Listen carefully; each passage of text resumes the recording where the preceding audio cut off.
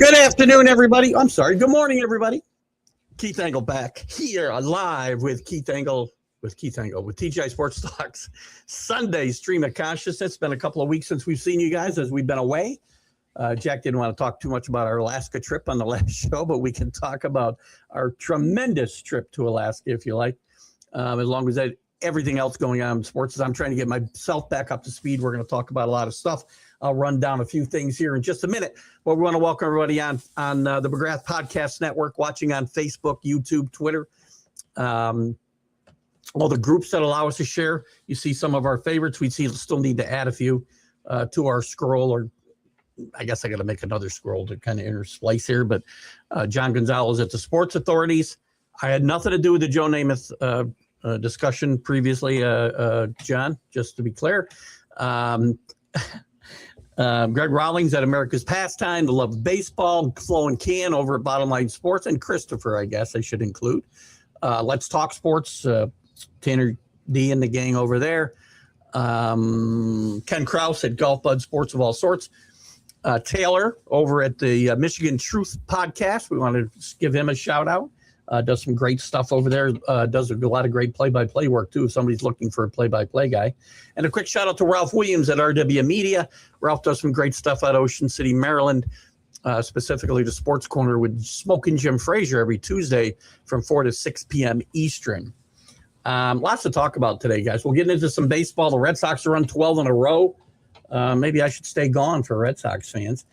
Yankees still struggling along. Not good news on Aaron Judge this week. They're only 18-20 without him. He's still not coming back for the foreseeable future. The Dodgers still hold the best record in baseball. The All-Star game was a joke, as always. I'm sorry. 27 strikeouts and 24 outs. The game sucks right now, guys. Read some of the articles I put up from my good friend Kevin Kernan, former writer for the New York Post, currently writing for the baseball group there. God darn it. I'll get you your what is that? Ball9.com. Sorry. Thank you. I knew I'd get it eventually. And Jared, and another guy taken out while I'm gone, or just before I left, I guess, maybe it's I think it was just before the All-Star break. Jared Jones, with the Pirates, pitching a perfect game after 77 pitches. I don't get it. The World Cup has been, listen, I'm not a soccer fan. We know that. World Cup, you start watching, and it was impossible to get away from on our cruise ship. A lot of Europeans there. A lot of fans of England, a lot of fans of Argentina.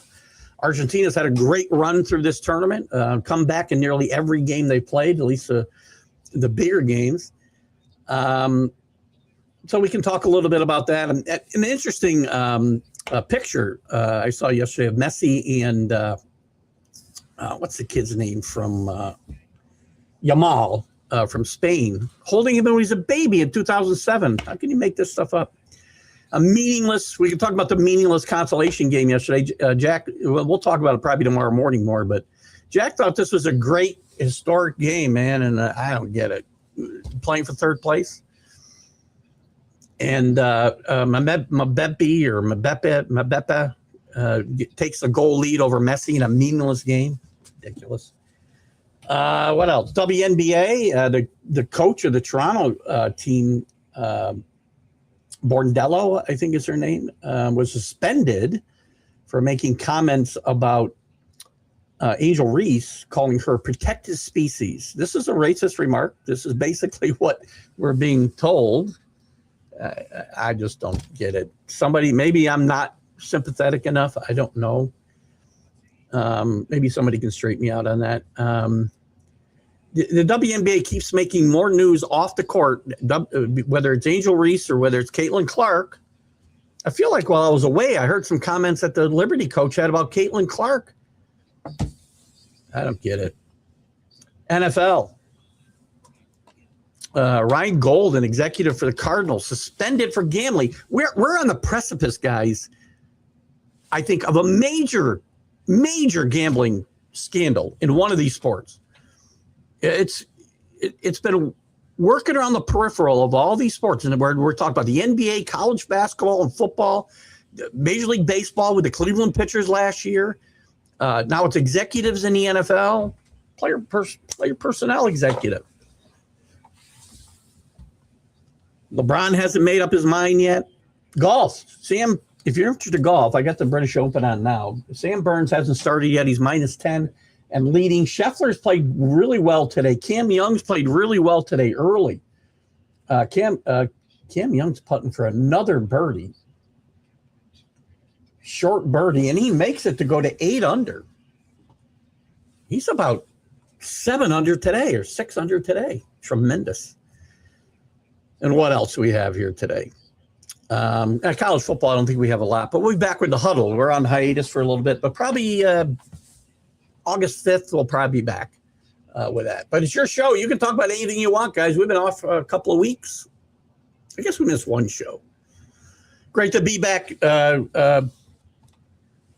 Rick, we had a great time. I got to tell you, man, you want to go somewhere different. So our vacations almost have always been warm weather, Caribbean, partying up, relatively speaking. I'm an old man. This is a different trip. We're going to be taking a bunch of these trips. We're going to Alaska. We're going to Europe next spring.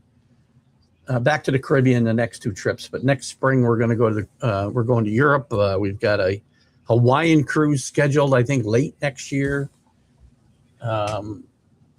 We have a river cruise scheduled in fall of 28.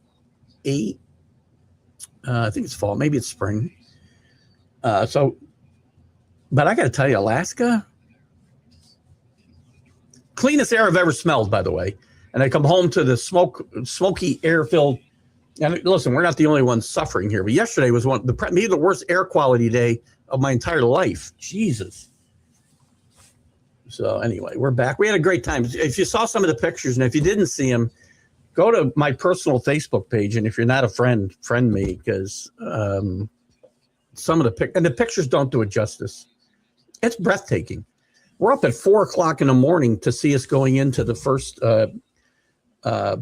inland passage that we went into. We were off the ocean into these narrow, wider than that, but into these narrow passages, but deep water. And you can see, listen, I took pictures of, they were busting my chops with some of the icy pictures I took, but it's chunks falling off the glacier because we got in and the ship, we're on the starboard side. We're on our balcony. As the ship came around, you see this huge glacier up into the mountain, all up into the mountain. I showed you the pictures. And we saw 6 or 7 glaciers while we were up there. Whales. Just had a blast. But we can talk that. We can talk sports. We can talk whatever you want. Good morning, Paul Espada. Good to have you with us out there in Wisconsin. Danny Fuller, good morning out in sunny LA, I hope. Feels like LA here. Jeez. Good to have you with us. Dodgers still with the best record in baseball. Yeah, and they did away with it too for a reason, Danny. The third, it's a good point. I brought it up. They don't play that game anymore. You know why? Because nobody cared. I remember those days. It's only been gone maybe, 20 years? Only 20, 25 years.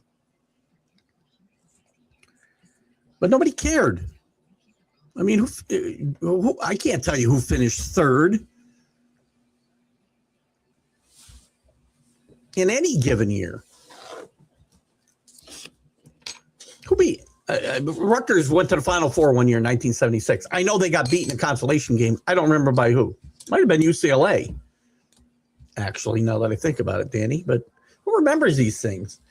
I mean, do we care about the third place game between England and France? England gets ahead 4-0. They get ahead because, guys, the players don't care. I guarantee, again, I saw a lot of Europeans on this cruise, and they were going nuts over these games. Let me tell you, the England fans, I don't think they were looking forward to any consolation game after losing that game to Argentina the way they did. If you want to talk World Cup, that's what we should be talking about. That tremendous semifinal game between England and Argentina, and Argentina's tremendous comebacks throughout this tournament. And Messi now is a goal behind in the total goals for the tournament to this Mbappe. How are you say his name? Not enough Smith and Jones soccer.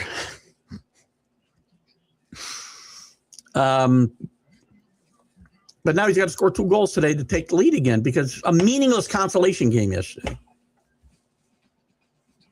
I think Jack probably cared more than anybody from France or England even cared, quite frankly. Maybe I'm wrong. Maybe my take is totally wrong. That long ago, 40 years? Holy moly. I'm not going to argue with you, Danny, because you're probably right. Now I got to find out. See, this is the problem with the internet, is I can find out anything. And I do. When did the NCAA, well, maybe if I spelled it right, stop playing? This is exciting, isn't it? It's almost like waiting for the outcome of an ABS striker ball. It's kidding, Danny. Good call. NCAA permanently discontinued third place consolation game in 1981 after Virginia beat LSU. I couldn't even tell you who that was. I know who won in 81. It was North Carolina. Good morning, Matt. I got to give a shout out to Matt. I came home and we got like 2 weeks worth of mail. And I got a brand new batch of beautiful Yankee and Patriot cards. There's my favorite, Bobby Mercer. Great job. I got a bunch of Mattingly's. I got a bunch of Judges. I got Willie Randolph. I got who else did I get here? Winfield, Bernie. Bunch of Mattingly's. Love that. Jason Dominguez is in there actually. Patriots. We got Steve Nelson. We got some great stuff. And by the way, Matt sent me this as well. I don't know if you remember this. This jogged such a memory for me, Matt, of getting these coins as well when I was a kid. Bobby Mercer coin. If I remember right, Matt, wasn't there did we get these and wasn't there like a cardboard that we would put them all in? Maybe I'm wrong about that, but I had tons of these as well when I was a kid, but that's the Bobby Ray Mercer. Isn't that awesome? Thank you, Matt. You are the best, my friend. That's the difference. Tell me in America where you see the support and the amazing almost live and die you do in soccer. There's nothing like it in other countries. I don't disagree with that, right? And again, I think we all know my feelings about soccer in general. It's the ruinization of Western civilization. Maybe some hyperbole there. But it's hard not to get wrapped up in it. I sat here before we went on vacation. My stepson was in town with his wife, and he wanted to watch the soccer. And I went on about the flopping and the histrionics, and it looks like they got to be put down every time they get hurt because they're going to die right there in the field. And then I ended up watching. After they left, they went to the lake with his sister and husband, and I got just all wrapped up in the Argentina Cape Verde, I think, game, and it was exciting as hell. That was before I left. If you remember, we talked about it, I think, the last time we did this show. And my wife was like, I thought you hated this game. You get wrapped up. And I will tell you, when you're with other people from other countries, like on a cruise ship, you're always, doesn't matter where you go out of. You go out of Florida, you go out of New York, now you go out of Seattle. There's tons of people from European countries or South America. And they are rabid fans. These guys were, I haven't seen a Super Bowl crowd like these people watching the game in the casino bar. Amazing. Amazing.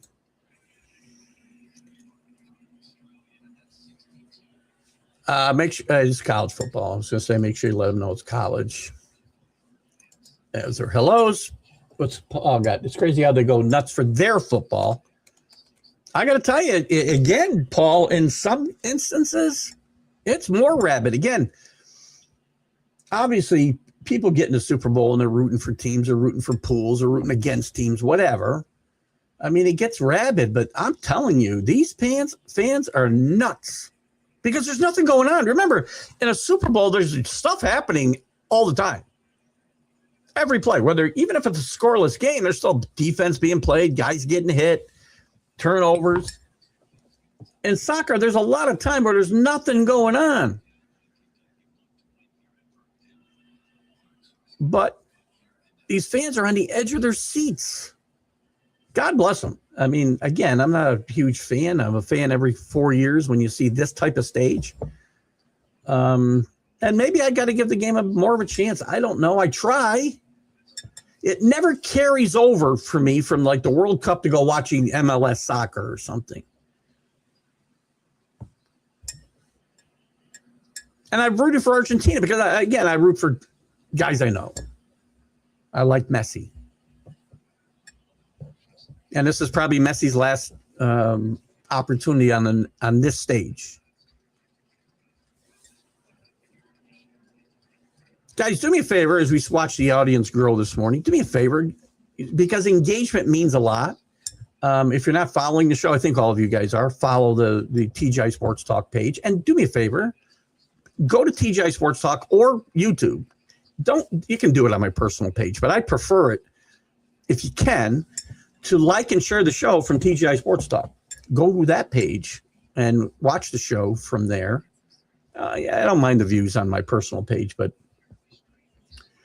for optimizing the show itself, it's better if we're on either.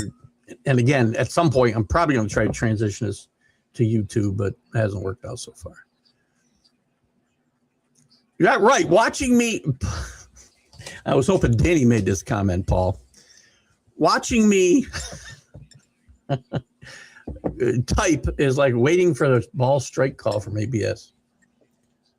I don't have a Posada card. I might have a Posada card here somewhere. Again, I've got I have the cards, and you can see them behind me on my wall of fame behind me. I've got some of my cards distributed out on top of some of the pictures and whatnot. I like to have them behind me. I decorated my Christmas tree that was behind me this year with baseball and football cards. Thank you, Matt. You're the best, buddy. It was a great surprise to come home because, I get very little mail because everything I do is electronic.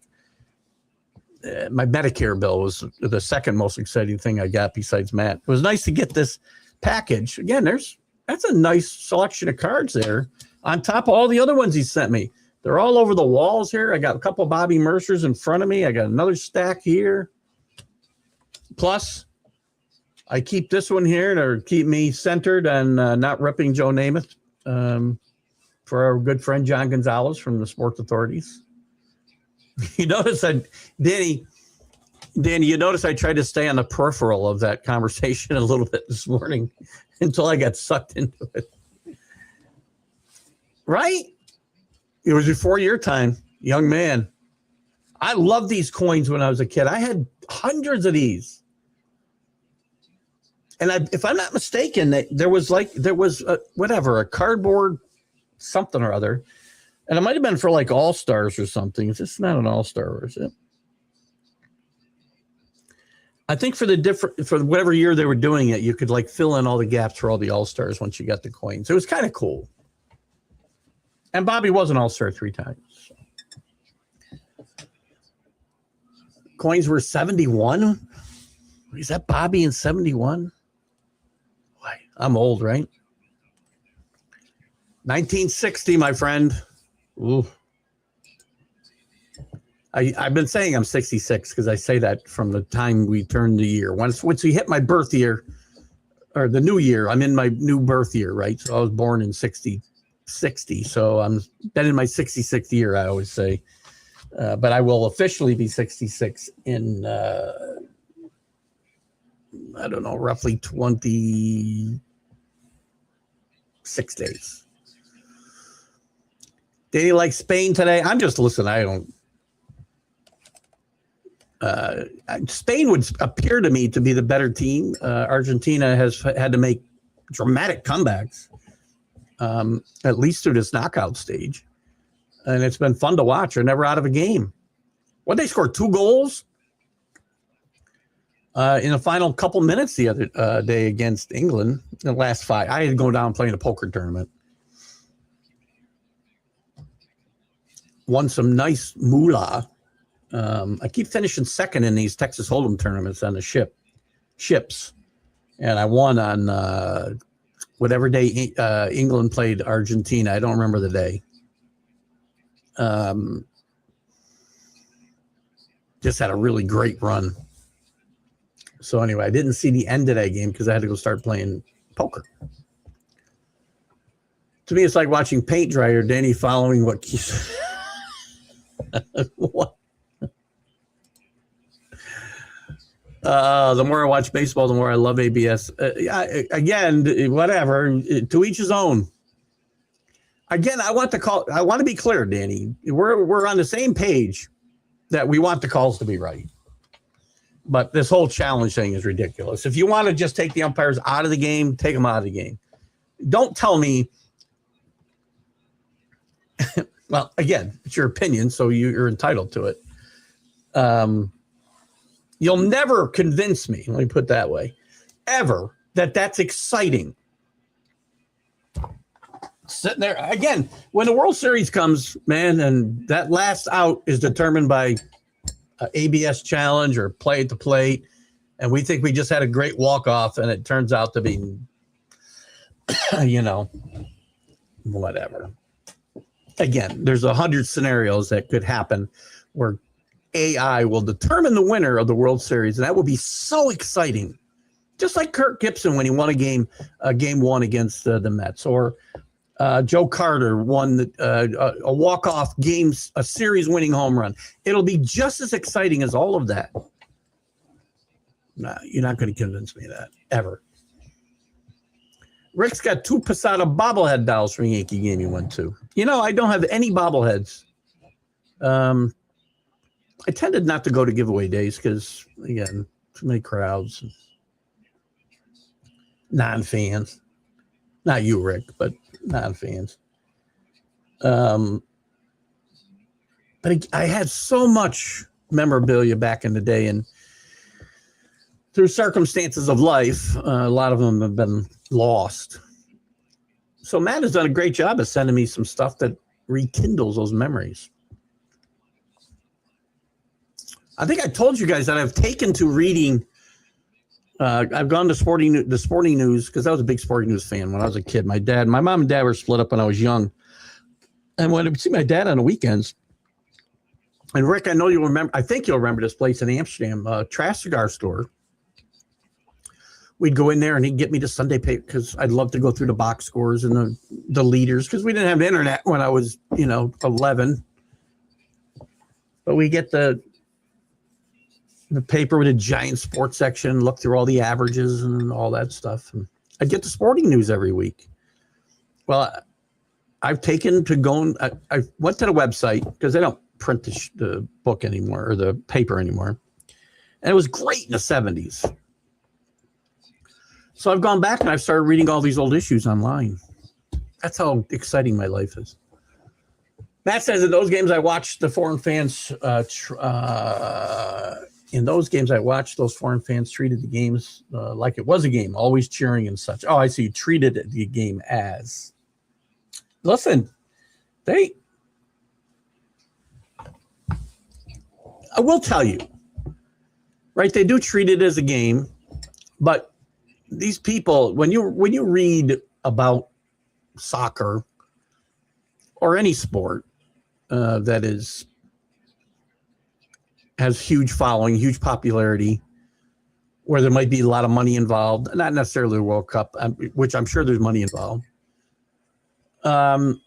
There's still drama behind the scenes, right? People are arguing about coaches, man, what are they coaches? They're managers, aren't they? I don't even know what the soccer clubs call their. I should know this from Ted Lasso.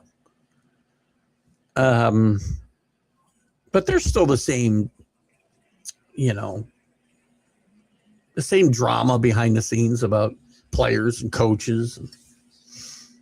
But they're rabid, man. They care. You've told me how exciting it is. This is why I said it. Again,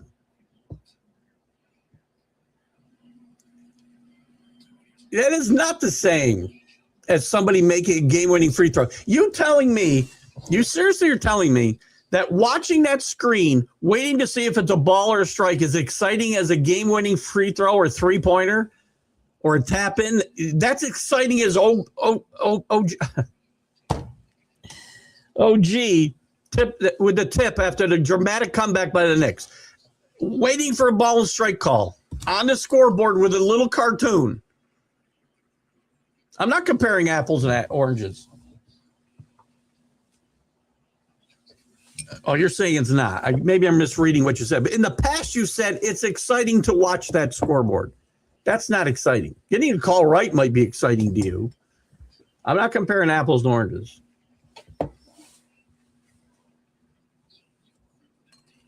Because again, maybe my memory is failing me, because it does. I'm going to be very old. And I'm breathing in a lot of dirty air right now. I don't find the trade-off worth it. I don't find the trade-off of disrupting the game to be worth it. I just don't. Not going to either. With that, yeah, I should get rid of the umpires. I agree. I don't know. Something like that is fine. And the umpires got together and corrected the call. Well, that's fine. They got the call right.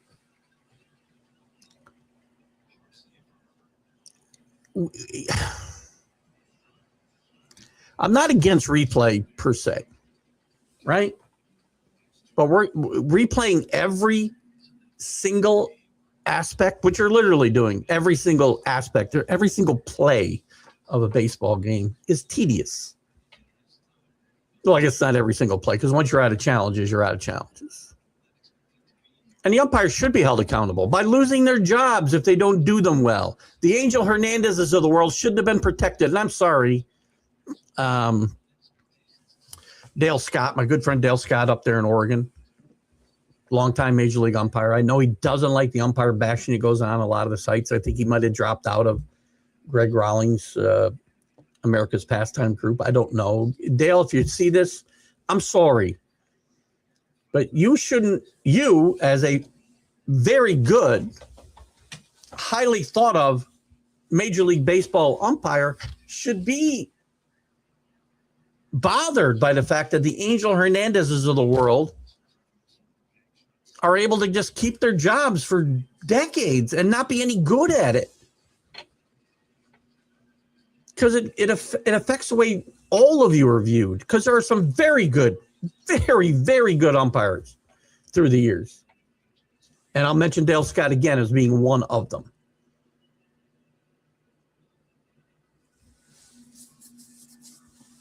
And I hate to see them just go away, because the human element is everything in sports.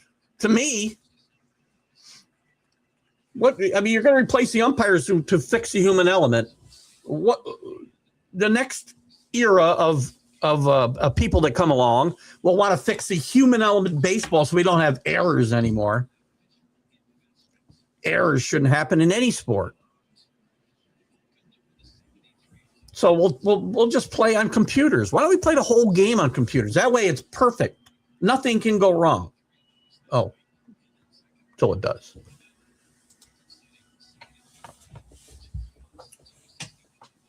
Rick just won a Deion Sanders bobblehead doll as an Albany Yankee.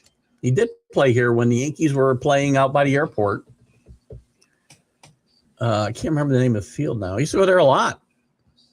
By the way, a lot of great players came through here. Derek Jeter came through here. Bernie Williams came through here. Deion, not a good ball player. But we saw a lot. Andy Pettit pitched here. Ron Guidry pitched here on injury rehab. Was there that night.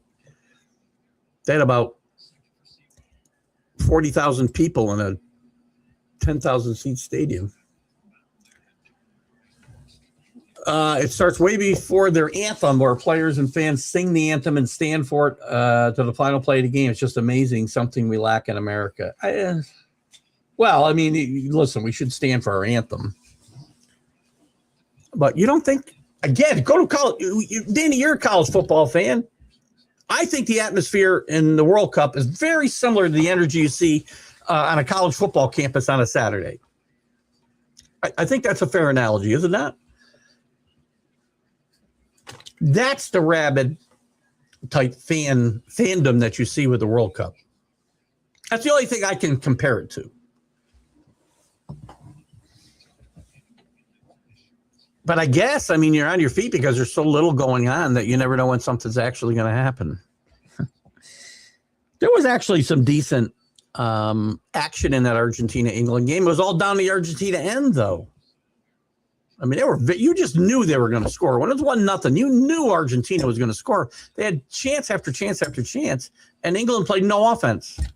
They were content to play in Argentina's end the whole time. Listen, I don't pretend to understand the game. I understand you can't score a goal from there, though.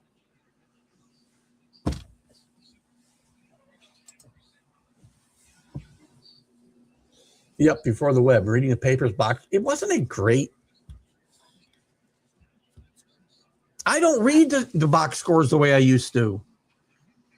Because we see so many highlights and we hear all about the games, right? Or I can click on one. It'll never be the same. And somebody who never grew up with newspapers is never going to understand Matt, Danny, Rick, Paul. You guys all understand this. Reading the box scores on a Sunday or even any day, I guess. I mean, in the local newspaper, we would still get the box scores.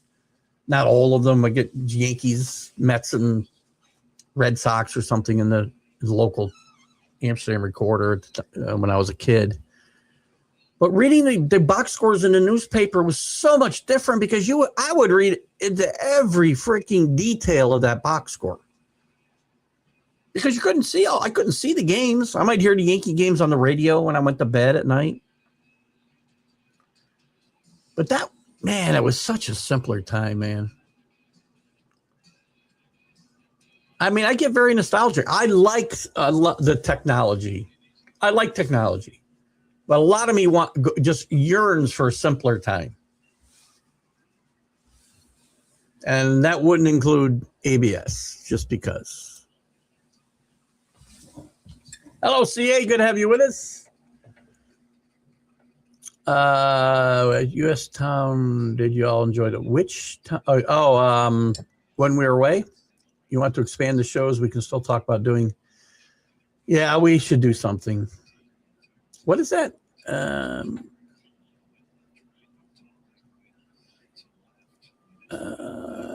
We can still talk about doing through your visiting segments of other shows to offer your perspectives.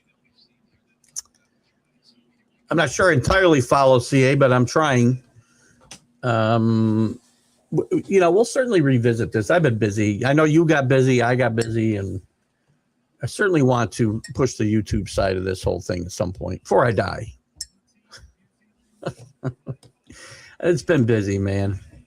And if you're asking what town, I think you were asking me which town I enjoyed the most. I think it was Skagway. Skagway was awesome. I didn't bring the hat down with me. I got a great new hat. We took the locomotive.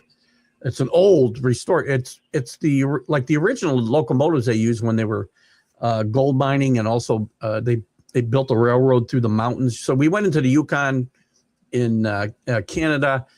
So we crossed the border and came back into Skagway, and the views through the mountainsides. I took some pictures; they're just amazing. I got a couple of good shots of the front of the train, on a turn on the tracks and the mountains behind it. It was so cool. And what else did we do there? Went to an old cemetery there. Juneau was great. We went whale watching in Juneau and went to the one of the glaciers. I can't remember the name of it now. But we saw 6 glaciers. So Juneau was cool. We had to go. The whale watching was the best part of that. We went back out in the ocean, and it's hard to catch whales in action, but I got a couple of good shots of the tail fins. My sister-in-law actually got the tail fins when they went on a deep dive, and I got a couple of dorsal shots on a video. And I just missed a double blow. There was two of them. There was a mother and a calf with her, and there was a double blow, and then they did the dorsal, and I just missed the double blow. It was really cool. So Skagway was probably my favorite stop, I think. Ketchikan was the first stop. Ketchikan was interesting as well. So all of it. I mean, it was just, the sites were amazing. Community, it was a pleasure today. I got to take off. I won't be commenting. Oh, you got to take off. I won't be commenting. I'll be listening while I'm driving in my car. Paul, we appreciate you making the effort for sure, my friend. I didn't say I enjoyed it.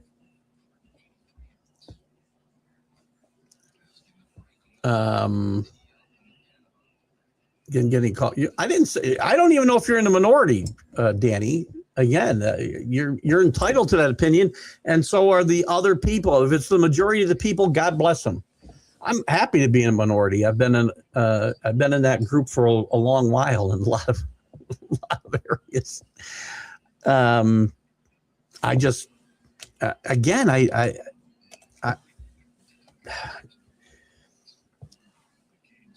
again, sports is often a microcosm of life itself, in my mind.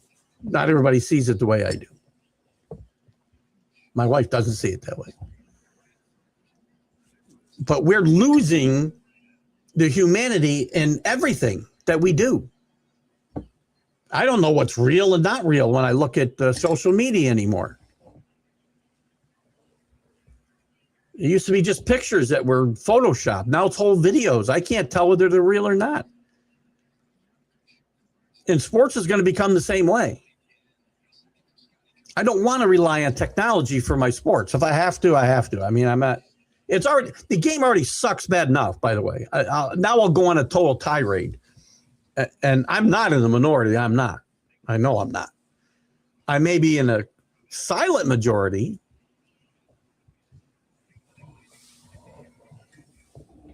My good friend Kevin Kernan, who I've had on the show several times in the past, not in a while. I think I'm going to get Kevin on so that we can have this little conversation straight out, because I know you disagree with a lot of, or at least one aspect of one of Kevin's articles recently. But if you read Kevin's articles in ball9.com, you're going to see all the things that I rail about this game that sucks. The fact that we just watched an all-star game with 27 strikeouts out of 54 outs. It's unwatchable.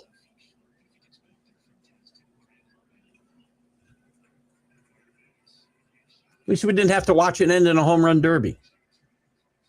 And I know the one comment you had, Danny, about, I know this is a little different because it's not what your comment is necessarily about. So I don't want to put words in your mouth.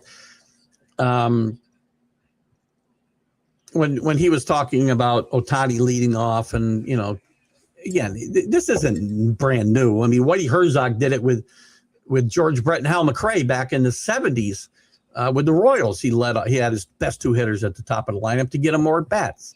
And I know your comment was that Ohtani got, I don't know how many more at-bats. But again, to me, I would want him up more with guys on base. Right? I mean, he hits 50 home runs. What's his top RBI year? I'd want the guy up driving in more than himself, is my point. And I know they won the World Series, and you can't argue with that. But the lineup thing isn't the biggest thing that I have a problem with. It's all of this. The rule changes in baseball have made the game and the approach, taking guys out of games with perfect games. We've seen a plethora of that the last couple of years. This year alone, we've seen two guys taken out in the last month, less than 100 pitches thrown. Jared Jones threw only 77 pitches. Yuri Perez, I think he pitched through 7 innings, had 92 pitches. Those are perfect games. How many of those been in baseball? I get no hitters. Yeah, all right. So maybe that's not historic anymore to people. So it doesn't matter that we take them out of games.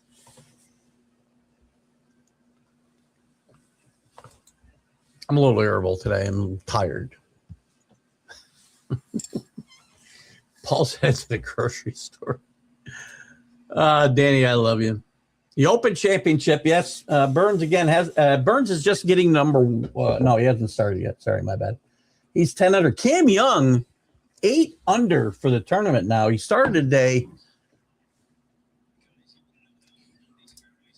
Where'd my leaderboard? Oh, I can't forget Ron Hunt, by the way. Where is the British Open leaderboard? I must have gone backwards. So, geez, who cares about your cookie policy? Nobody cares, man. I lost it. Except all cookies. So Cam Young, by the way, is 6 under, 5 under today. Just missed another great birdie chance just now. So it's going to be a great finish to this tournament. You got Burns at 10, Cam Young at 8. Kim is at 8. He's played well today as well. Fox is at 8. Scheffler starting to get together. He's 7 under. DeChambeau, 6 under. What a again, if you're a golf fan, you watch what went on there Friday. I think it was Friday at the Open when he got penalized 2 shots for improving his lie. He goes out there and he's arguing with those guys, and then he threatens not to come and play Saturday. Don't come and play. You obviously improved your lie. And by the way, I don't think it was. I know people are giving the benefit of the doubt that it was. It wasn't done purposely. Well, if you watch him circle around the back of his ball, which guys do, and as he walked back to his ball to take the shot, he's trampling down the grass the whole way.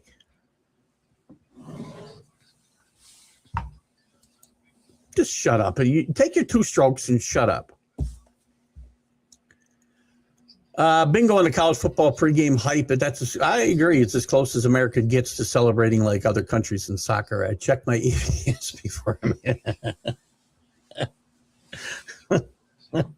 Danny, I love that you can bust my balls the way you do, and we have a great sense of humor about this. Well, at least I do. I think you do as well. Back in the 80s, 90s, who could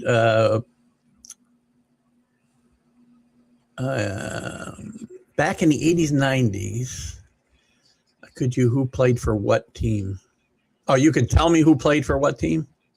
I'm not sure what you're saying there, Matt. Help me out. It was a great vacation, man. I got to tell you. One of the best. Air was so fresh. And the weather was, we managed to avoid rain. Because it's really rainy in Alaska. So we didn't really get any rain. I had shorts on the whole time. It was in the mid-50s, windy, a little bit cold one day. But we're up on a glacier in Juneau. I got cold. I put on a vest. I just had a long-sleeve wind shirt on and a T-shirt. And then I put my vest on over that, and I was warm. I wore shorts the whole time. Everybody else was frozen that I travel with because my wife and she's always cold. That's our one major disagreement in life is over the temperature of the house. My brother-in-law and sister-in-law, they moved to Florida and I think their blood is thin. They're frozen all the time. I never got out of my shorts. Now, I did wear a top all the time, either short or long sleeve. It was nice. I've watched very little of it. Jesus, I mean, come on. Why are we playing these games? And the guy's not going? If you're going to get picked to be an all-star and you can't show up, and by the way, I'm not leaving Cam Schleter out of this freaking conversation. Go. I don't care if you can pitch or not. Go. Or just do away with the games. There was a time I loved the All-Star game. I just told you about my love of the sporting news, right?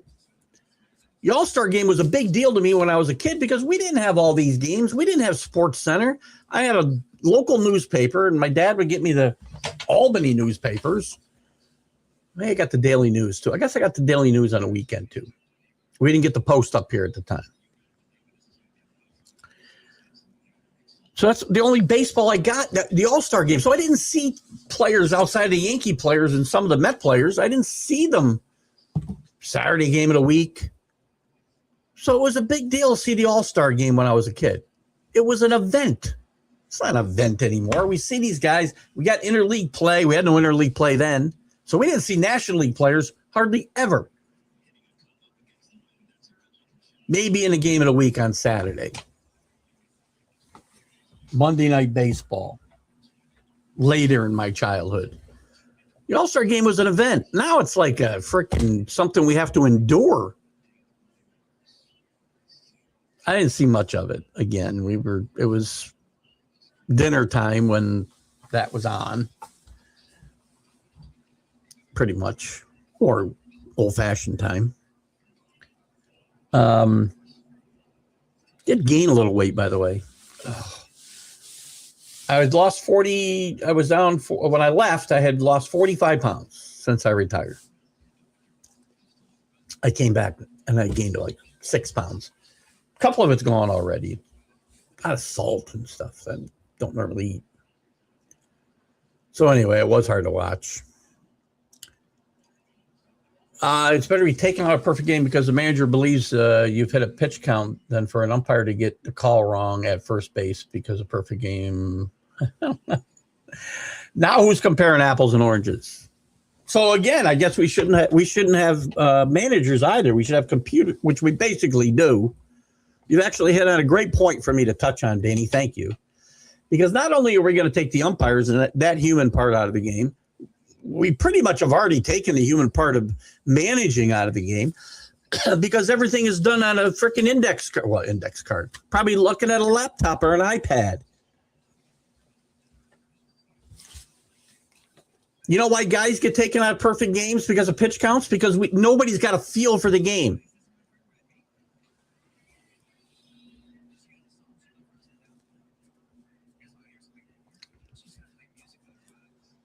Every 77 pitches or 92 pitches is not the same. Jared Jones and Yuri Perez, neither one of them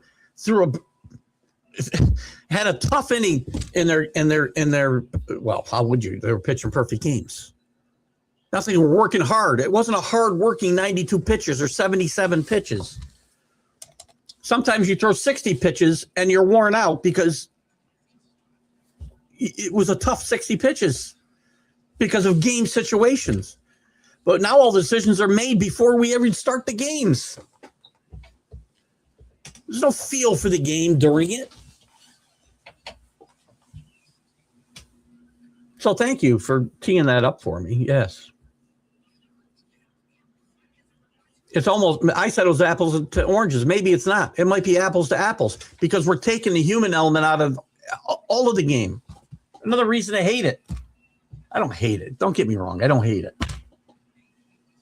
But it's not the game I grew up with. Not even close. Danny, you're the same age as me. And you like this game better than the one we grew up with? You honestly do?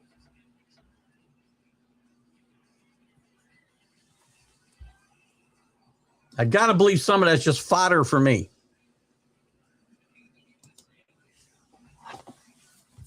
Thanks for mentioning Jones. Grew up with his family. Have a few of his cards too. Really, great pitcher, great young pitcher. I'll tell you what, there's some good pitchers on that staff, and the Pirates have won 4 or 5 in a row, haven't they? Or 9 and what are they? I had them up. I think they're Maybe they're 8-2 in their last 10 or something. What are they? Pittsburgh, 3 games over 500, 7-3 in their last 10. Playing some pretty good baseball. Again, that Central's playing really well. The Brewers pulling away, though. Red Sox, 12 straight wins? Who knew?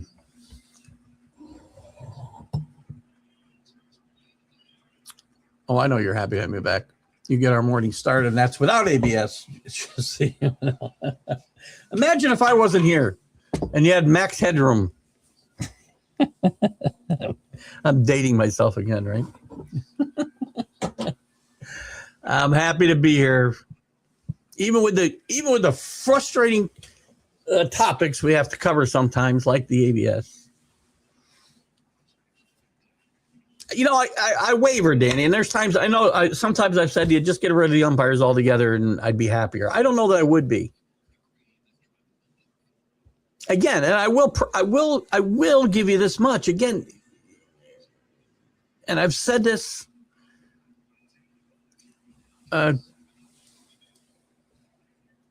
For my friend Dale Scott as well. I mean, the umpires have brought this on themselves by not policing themselves. Because there's some very good umpires who don't need ABS to correct the one call they get wrong all night. How many mistakes do players make in the course of a game? A lot, don't they? In the course of a game, a lot of mistakes get made. Some of these umpires don't miss any calls all night long, or 1 or 2. So a home plate umpire misses, again, Danny, I'm not telling you there aren't guys that miss a lot of calls. But to me, there's other ways to do this without taking the human element out. Train them better. Get rid of the guys who suck and replace them with guys who don't. But you're going to tell me if a guy calls 300 balls and strikes in the course of the night and misses 2, that he's done a bad job?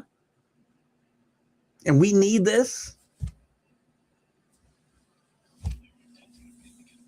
I don't want to talk about ABS the whole show, though. Let's get on to something else. Yeah, I thought that's what you meant. I could too. Because of because of the box scores, I think. And I'm saying 70s and 80s, but 90s I was still. Listen, I've been playing fantasy baseball, which I got to stop because I don't enjoy it anymore. I really don't. I enjoy the Stratomatic a whole lot better. Playing I got a bunch of teams live right now.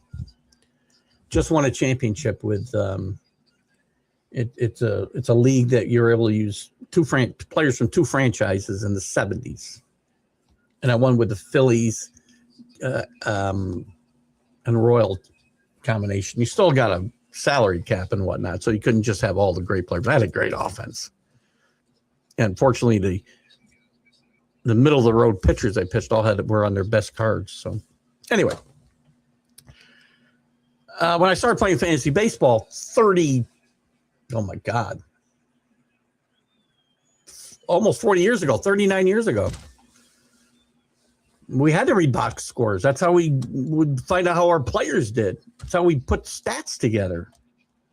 And yeah, I knew all the lineups. I knew everybody. I knew every entire rosters.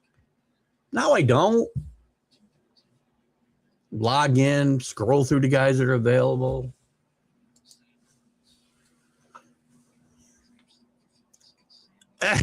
Linda, good afternoon or good morning. What is it? Good morning. I'm having trouble. I've had trouble since we left knowing what day or time it was. We had Seattle. We had like 3 time changes to 3 hours behind, 4 hours behind, 5 hours behind. Now traveling home, got home early Saturday morning, and it's been brutal. I'm trying to figure out what's going on. But Linda, we always welcome you here. And on the Sunday Stream of Consciousness, we talk about everything. Jack hates this show, probably. Jack didn't want to talk about my Alaskan adventure, but he wanted to talk about the consolation game of the World Cup for 20 minutes. Get ready for a replay tomorrow morning, Linda. Matt, Danny's with you. You could name the starters. I could name entire teams sometimes. I agree. It's hard. I've always got to refer, we're talking baseball here or on the MLB update. Good God. Well, I couldn't have done the show back in the 80s, right? But I wouldn't need notes. I would know every team's record. I know who was hitting what, who the starters were, who the pitchers were, who the closers were, who the kids coming up were. And then maybe it's because, and I read a lot about the games, obviously, to be able to do these shows. I try to sound semi-intelligent. It doesn't always work out, but I do my best.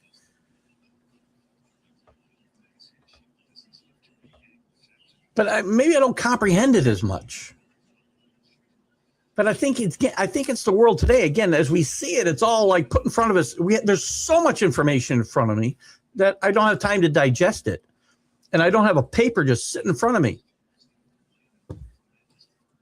When I started playing fantasy baseball 39 years ago, a Sunday morning at the golf course, before I played golf, I'd go up, I had to have a little breakfast sandwich and some coffee, and I'd have those box scores in front of me, pouring over them.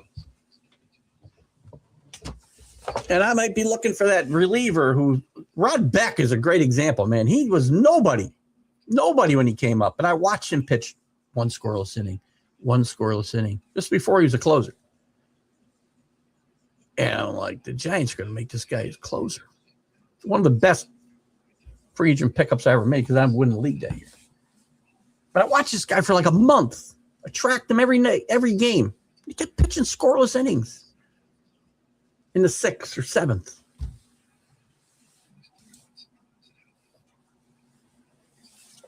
Linda paid attention to the All-Star game as much as I pay attention. Hey, thank you, Linda. It's about the same amount of importance is put to both of these games. I don't think the players care. I mean, if you want to see young pitchers go out there and throw 100 miles an hour and strike out 27 guys, well, I guess that's exciting. Not to be. And I think it makes me more angry, Linda, because I used to love that game when I was younger, man. When we didn't have interleague play and 15 wild cards and every game is on TV somewhere. I love the All-Star game. I never saw Henry Aaron and Willie Mays play unless I saw him playing the All-Star game. That's just two examples, by the way. Even a bunch of guys in the American League we wouldn't see. Exciting. They are obsolete, right? They pay attention to computers instead of their gut. Unless you're booing on Friday night and you go out and take your pitcher out. He talks you into staying in and then give it. See, I know I gave Aaron Boone a hard time this morning, but at least he used his gut there. It was wrong, but at least he used his gut. So I give him a little bit of credit for that. A little. I'm not saying it was the right decision or wrong decision. Because frankly, I was traveling. I didn't see it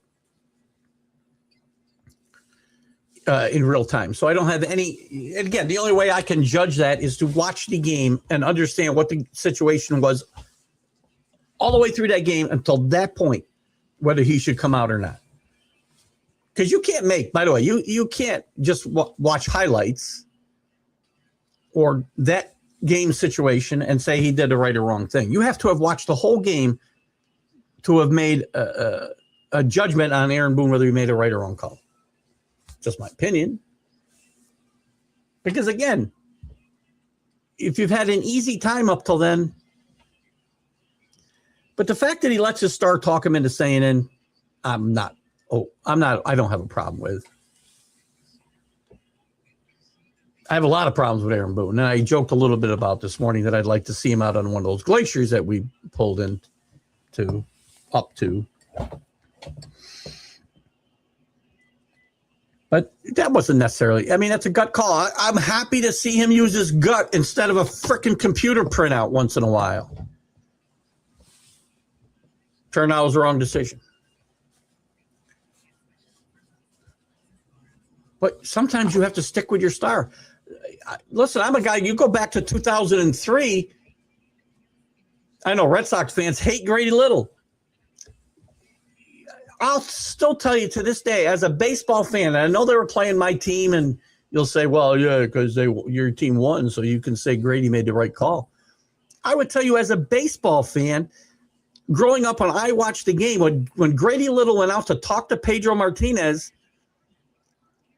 and my star pitcher, my horse, says, I'm okay, I'm leaving him in the game. That's what I pay that guy for. Not today's game. I'm one of the few guys I've ever talked to that think Grady Little did the right thing in 2003. Here I'm talking about a game 23 years ago.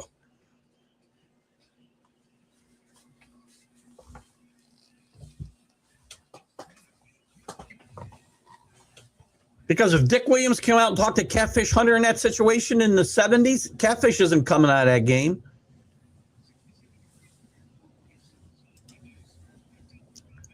Pitcher. I knew what you meant.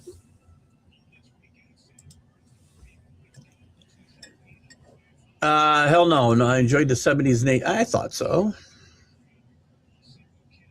I agree 100%. I think every sport was better as well.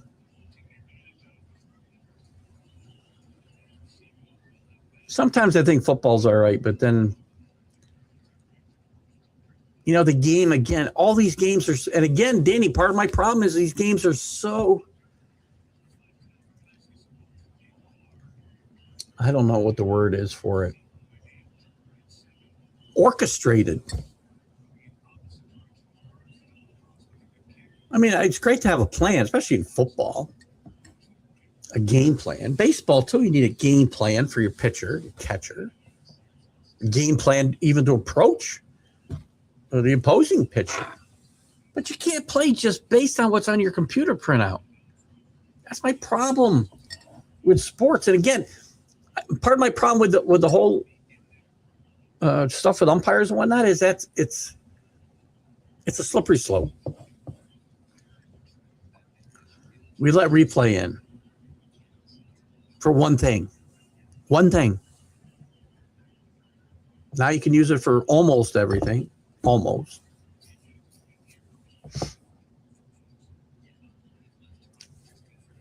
I mean, pretty soon, and the computer's laying out, oh, here's how the pitcher should pitch. This is the ultimate slippery slope. We started tracking pitches and pitchers and, you know, all these different metrics. The human element for umpires and coaches and whatnot are gone. They don't trust their gut because they never have had to make a gut decision. They let the computer decide for them. I know that guy just pitched the 8th inning and struck out 3 straight guys or got 3 straight ground balls, 3 pitches, 3 outs. Doesn't matter. He's out. I got 7th inning guy, did that. 8th inning guy's got to come in now. Blow the game.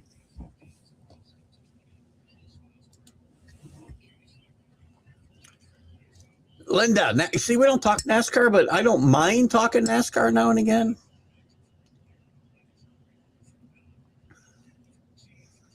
If more people like Linda came in and gave me information, we'd talk more about it, and I probably could form opinions. I can't give you any opinion about Denny Hamlin or anybody else. Now, I do think NASCAR somehow is NASCAR is actually a great example. And Linda, you can correct me if I'm wrong.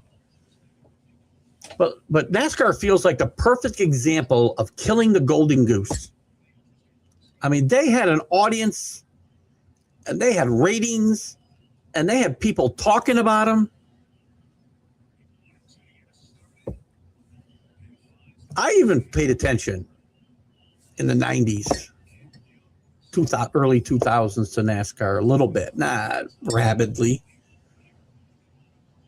but we don't really pay attention anymore. I think they've hurt themselves with the way they, the individual races don't seem to matter as much. Somebody who knows NASCAR can correct me or corroborate what I'm saying. But anyway, Linda talks about NASCAR's Window World 500 today. I don't even know where that is. At 7 p.m. on TNT, HBO Max, if interested. That's part of the problem, probably, is they're on HBO Max and not on NBC. Ryan Blaney is the pole leader in this race, and Denny Hamlin is the points leader. I used to enjoy talking, and I used to even be in some NASCAR pools. But it's kind of faded, and I feel like, and again, I'm sure hardcore fans are, and if Linda, you're a hardcore fan, you're still into it. When I say it's faded a little bit, I think from the casual fan, like you probably consider myself, but I don't know. So anyway, there you go. Denny Hamlin's the points leader so far. Am I wrong about what I said, Linda, or would you agree as a fan? Oh, why did I think it was Linda? I don't know how I got there, BA. I apologize. Anyway, welcome, BA. I saw McGrath and I'm thinking Linda. I don't know why.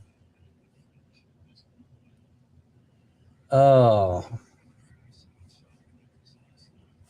So how many comments did I put up thinking it was Linda? See, I think it's from being away. I mean, there was a time where if I saw something with McGrath on it, it was going to be Mac or Linda. I went back in time 2 years.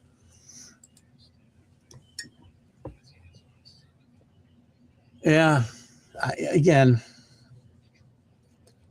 I know, and I get on Aaron Boone a lot. And even after today, when BA first brought it up, and I talked about leaving Aaron Boone on that glacier, with little context, I did back up my comments a little bit about that specific situation. Again, I'm happy to see he use his gut for a change and not just that, computer printout. We don't do enough of that.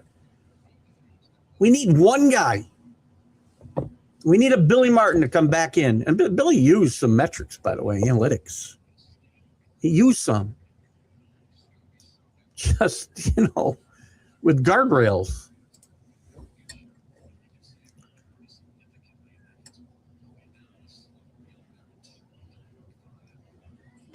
Okay, Boone, overall, I'm not an Aaron Boone fan. I know Jack gets on me. What do you want him to do? I'd like him to win a World Series in 10 years. That's what I'd like. Making a playoffs year after year, except for 1 year, I guess he didn't make it. But I want to win. Call me old-fashioned. We talk about this a lot. Jack will talk about whether seasons are you're happy with seasons or not. I'm really never happy unless I win. Yeah, before the last football season, if you told me the Patriots would win 13 games and go to the Super Bowl, I would have said, oh boy, I'd sign up for that now. I would have been happy with 9-8 and competing for a playoff spot. But that perspective changes as the season goes on, and you're not as happy as you were or would have been. Look at great pitchers give up home runs. Lots of great pitchers give up home runs. You know why? Because they throw strikes. They're not afraid to throw strikes. Catfish Hunter gave up more homers than any pitcher I can remember.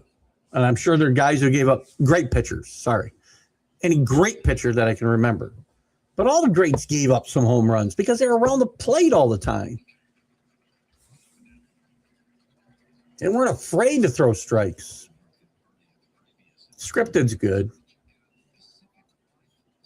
And eye test is almost obsolete. I judge everybody by the eye test, right? That was my comment about I really can't judge Boone unless I saw everything that led up to that moment. That's the eye test, right? Not the script, to use Danny's word. We hear, and I hate to use the word because if people then then people take it to think, oh, the games are scripted in the sense that a TV show or a movie is scripted. That's not what I'm talking about. Not every play is scripted out. Although some, very famously, a lot of these, smartest. Come in there.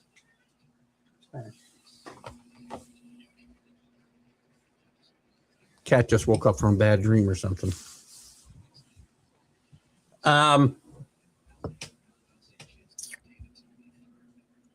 No, some of these over, who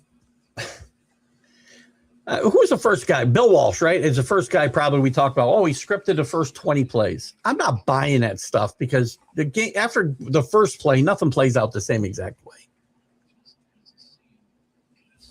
Well, it might for a few, but there's going to be something that comes up that doesn't allow you to run those scripted first 20 plays. And I got to tell you, I sometimes sit and wonder when we use that terminology, and I'm not saying you're wrong in using it, Danny, because I think it's perfectly accurate. But when we see announcers talking about scripted plays over and over, we've watched this for decades now. Bill Walsh coached 40 years ago. Geez, 40 plus years ago, almost 50. Well, when he was assistant coach with the Bengals, I think they were doing it. It wasn't talked about as much. But when he became head coach of the 49ers and became successful, we started using this fact that we scripted out the first 15, 20 plays of the game. And I think using the terminology on TV has led to some of this crazy, tinfoil hat nonsense that, the games are scripted, meaning the NFL scripts the games and tells you who's going to win or lose before we even start playing. It's crazy. It's stupid. And if you think that, please turn off my show and go watch the Flintstones or something that is scripted. This show is not scripted in any way, as you can tell by its lack of focus.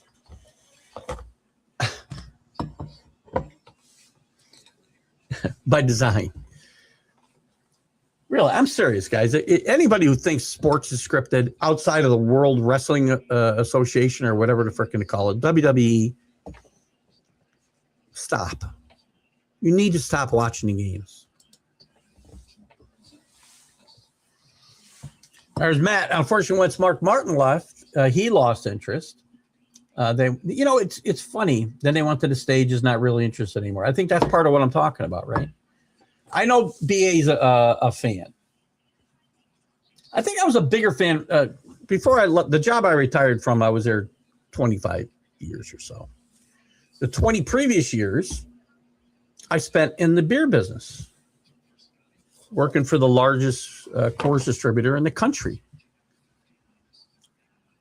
And I think I got into racing a little bit more because they sponsored a car. I can't remember who drove the Coors car years ago. I want to say his number was 40. Kyle something. Not Petty. He wasn't very good. I don't think he won any races racing for Coors. But I think I was bigger into it then. Yeah, so we don't talk about, I'm assuming, and also you play your Super Bowl with your first race of the year, right? As far as I know, Daytona is still the biggest race of the year, and it's the first race of the year. So you play your Super Bowl in week 1. Doesn't seem to make sense. Yeah, see, now I got Linda saying, sorry, Danny, I misled you. It was BA all along. I saw McGrath and I thought Linda. Anyway, Danny loved NASCAR back in the days. It's terrible today. The point system, the playoffs stink. In the 70s and 80s, went to 3 aces. I think I remember you saying that, Danny. My dad watched NASCAR when I was a young kid. So I remember watching, ABC with Bill Fleming and Chris Economaki, if I'm not mistaken. Somebody can help me out. And watching the Allisons race and Richard Petty race and AJ Foyt, because I believe he raced both the Indy cars and stock cars, if I'm not mistaken. And among some others. Waltrip was a kid. I remember watching those races with my dad, and it was interesting. Ralph Williams is with us. I mentioned Ralph at the top. Check out RW Media. Ralph does some great stuff out of Ocean City, Maryland. He's got a Pittsburgh focus, but a national footprint. He does the Sports Corner with Smoke and Jim Frazier every Tuesday from 4 to 6 p.m. We've been a guest there and had lots of fun always. I believe Smoke and Jim just had a birthday this week as well. Happy birthday to him. Good to see you, Ralph.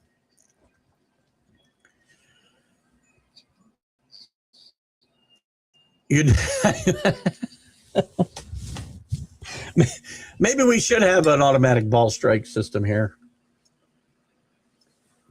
That was an absolute, just a bit outside.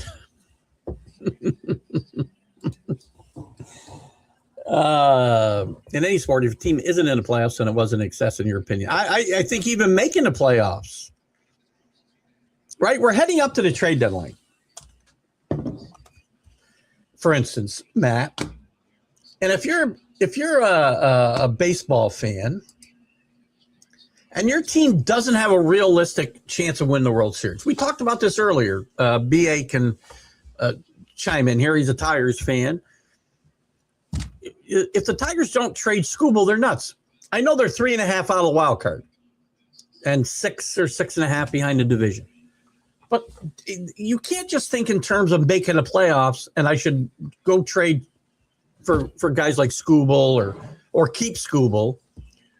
All these teams are going to be buyers. The Yankees, the Guardians, the Red Sox, the Mariners, the Twins, the Orioles, the Astros.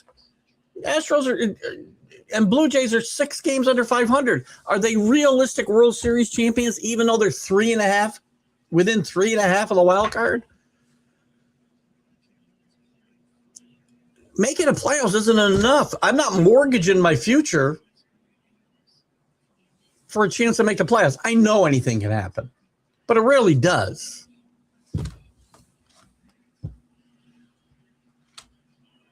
I mean, if you're the Nationals, you should be selling, not buying.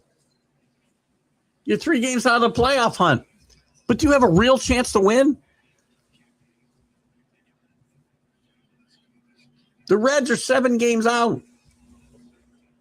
Don't buy. And by the way, you guys who haven't, by the way, here's the thing.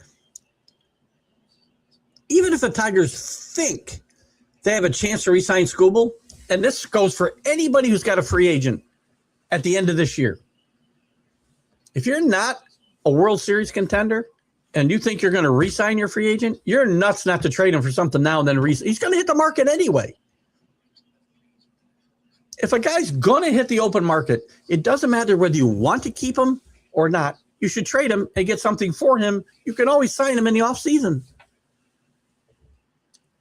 We don't see teams do this enough. Yankees were smart. They did it with Chapman a few years ago. They got Gleyber Torres, who they got a couple years out of before I totally lost any faith in him.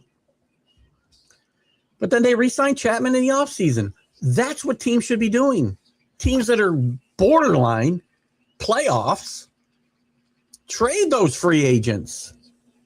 Get something back. You can also, by the way, it's not incomprehensible that you can be a buyer and a seller at the same time.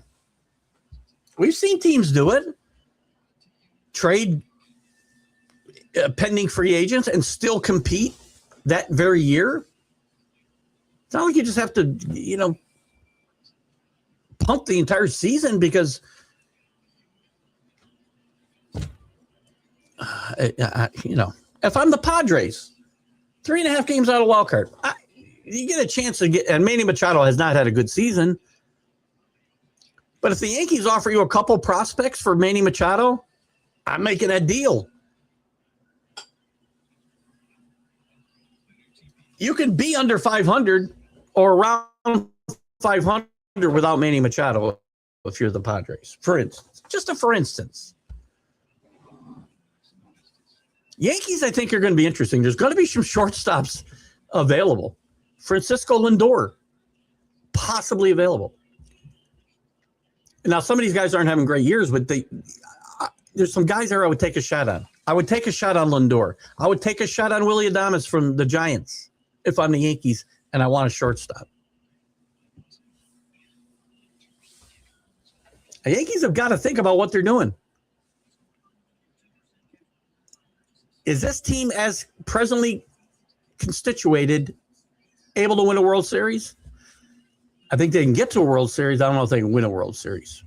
I don't know if they can beat the Dodgers or the Phillies or the Braves. Their pitching is good enough. At least their starting pitching. I'd be looking for somebody for the back of that bullpen. But the lineup's not deep enough. I can't count on Judge coming back. The reports this week when they reimage his ribs is not good. It's not good. Now, don't read too much in the fact that they just moved him to the 60-day disabled list because he's got almost 60 days on the disabled list now. It doesn't matter. That's just a procedural move to free up space on the 10-day or 15-day or whatever's there. But I don't think he'll be. I said this in the beginning. I didn't expect him back till mid-August at best. September might be the best thought now. Get him back, get a couple weeks of play, and be ready for the playoffs. That's the best case scenario right now for Aaron Judge. And the Yankees shouldn't have to worry about a wild card spot. They still are 5 games clear because the American League is so bad.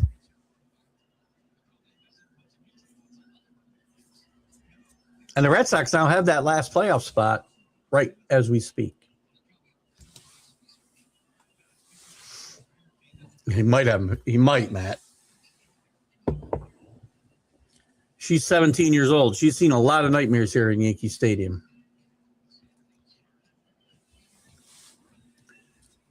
She was born the year the Yankees last won a World Series. You think about, again, something that I've had guys. My neighbor down the street here who I play golf with, and he might be out there. Tom, hope you're doing well. And hope your wife is doing okay. He asked me if we ever talk NASCAR, and I'm like, I don't. And the only reason I don't bone up on it is nobody has expressed interest in chatting about it. And if you guys or other people start coming into the show and, start to what's Danny posting here? Oh, it's just a show.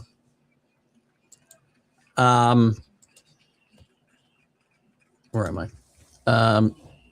I would make sure that I boned up on the on NASCAR, paid attention to the standings and whatnot, and would have an opinion.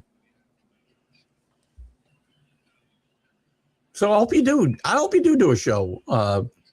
You would do it, Brian? Hope you do it because, I'll probably become more vested in it if I see it in my face a little more.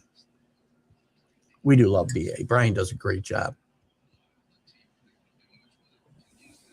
Through my association with Mac, and I'll just touch on this now because I don't get a chance to chat about it that much or don't.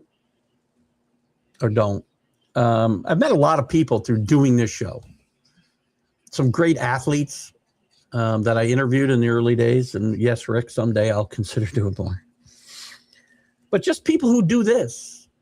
Mac and Jack. I mean, I started out as a one-shot Friday morning thing. Ended up doing every Friday and Sunday morning with them for 6 years.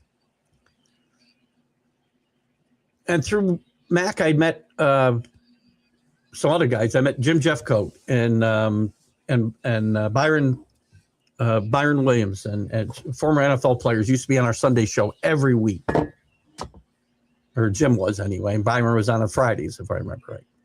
And became at least long distance friends with them. And Pags. And later on, it was Brian and Sonia. I guess Brian actually came along after Sonia started doing shows on Mac's network. But I met Sonia, and I met Brian, and I met James, and Bo. And and Tip, we don't get to see anymore. I hope Tip comes back to the Wednesday unprofessional professional sports show at some point. I had a lot of fun with Tip. And I chime in on his show every now and again, and Bo's show every now and again. I wish I could watch all the shows, but I'm retired and I don't have time. I'm kidding. I got a better shot the ones that are on in the morning than the ones that are on at night. But I really cherish those friendships. Now I do the show with Jack, keeping, that tradition alive. And I've had a lot of fun doing it. So anyway, just throw that out there. Robbie Gordon was a guy. Sterling Martin and Robbie Gordon were the two guys I was thinking about. I didn't realize Kyle Petty ever drove for Coors, though. When I was there, I think I was after I left the beer business, Kyle Petty got involved with him, probably Bill Elliott too. But I remember Sterling Martin and Robbie Gordon, I think were during the time I was still in the beer business. Thank you, Brian. If the Tigers trade Skubal now, want players that are going to make them a World Series contender. Well, that's what should be the aim. I agree 100%.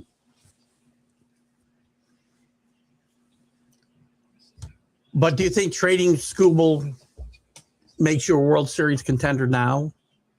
And if you're not going to, well, let me put it to you this way, Brian. Do you see any chance they're re-signing this guy? Is there any chance they're re-signing Skubal? And if they still want to sign him, there's still no reason not to trade him. Because, again, if he's going to hit the free agent market, it doesn't matter whether he's on your team or not. And the question then becomes, do you see yourself? I mean, the team's played well, 8-2 in the last 10. They've gotten to within 6 games of 500. But they always seem to fall back when they make these little runs this year. 3.5 out of the wild card. You see this team as a real World Series contender. Now, the American League's weak. I'll give you that.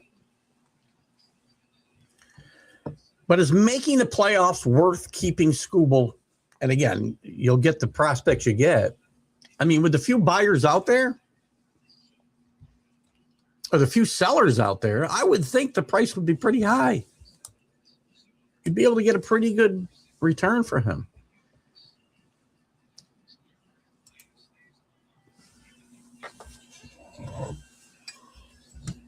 Well said. You can be a major seller and a buyer at the same time. Braves have done it very efficiently in the last several years. I'm trying to think of some other teams that have done it, and none of them are coming to my brain, of course, right now. But even if the buyer's a year or two away, Detroit would be foolish to hope and pray on one. I agree. Look, if the Tigers were sitting on top of the American League, with 55 or 60 wins, I could see them standing pat and keeping Skubal. But it just doesn't seem to make sense to me to make a run at the playoffs. And teams do it all the time. I mean, with 6 teams getting in each league, just getting into the playoffs isn't enough. I have to have a realistic chance of winning. And again, I have this argument with Jack a lot.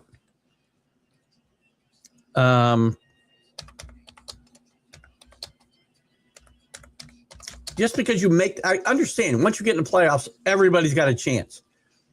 But your teams don't actually have that much of a better chance of winning as a wild card. They don't. The only teams that have ever won since there's been a wild card are the Marlins in 2003, the Red Sox in 2004, the Angels, the Cardinals, the Giants, and the Nationals. Oh, and the Rangers. And that's how many years? That's 31 years. You've had 1, 2, 3, 4, 5, 6, 7 teams. Well, it's not that bad. It's not 50% of the time. Not close. What is that, 20? 20% of the time, wild cards win. That's not enough for me. The odds are you're not going to win a World Series as a wild card. Can.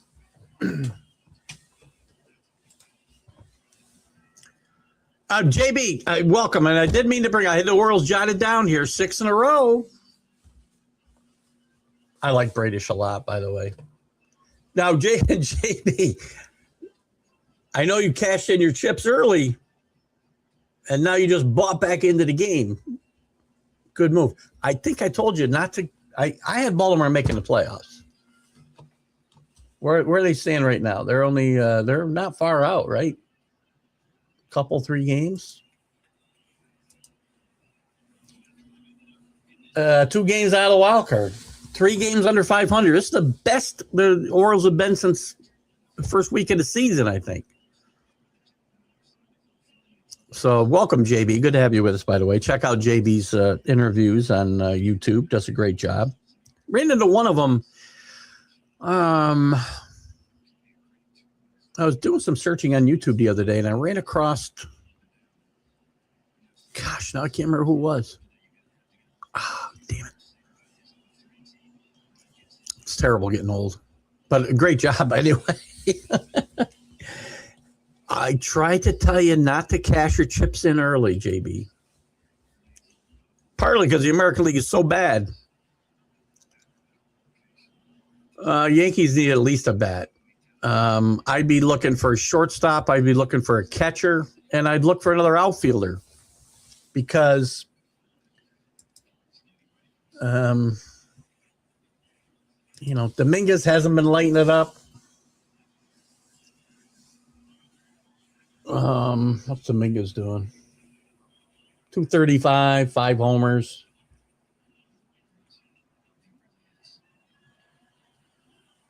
Where's Wells is hitting 150 still. Rosario's down to 237. He does have 9 homers. I mean, they've gotten 18 homers out of third base. It's just terrible.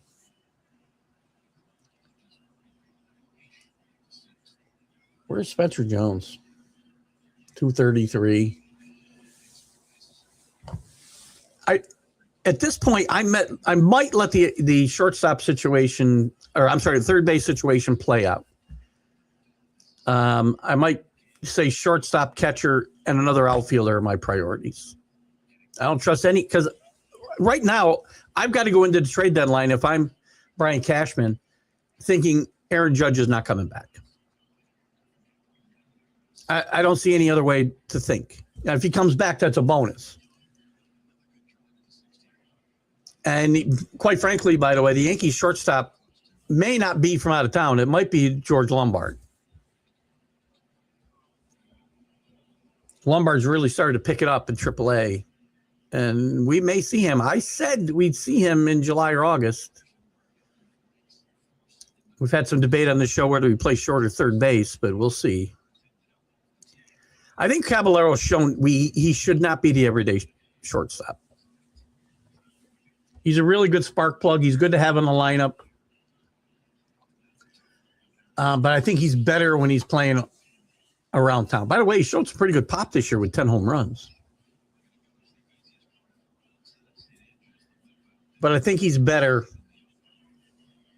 when he's moving around the diamond. I don't think he's an everyday shortstop. I think we've seen that. Augustin, how are you, my friend? It's good to see you. I was up in the northwest of this country, not near. You're in Oregon, if I remember right. We were up in Seattle for a few days and then sailed to Alaska from there. But I love the North. I'd never been to Seattle either, by the way. And Seattle is a much older city than I expected. And it's a lot like San Francisco, built on hills. But it's a fun city. The ballparks, I didn't know, the football and baseball stadium are virtually right next door to each other. And I'll tell you the most amazing thing I saw. We drove by both of them. And there's one parking lot that holds about 100 cars. That's all the parking they have for the stadiums. Everybody's got to get shuttled in from somewhere. Mac inspired Brian to do what he does. And Brian, I got to tell you, Brian, you do some great stuff. I wish I had your talent.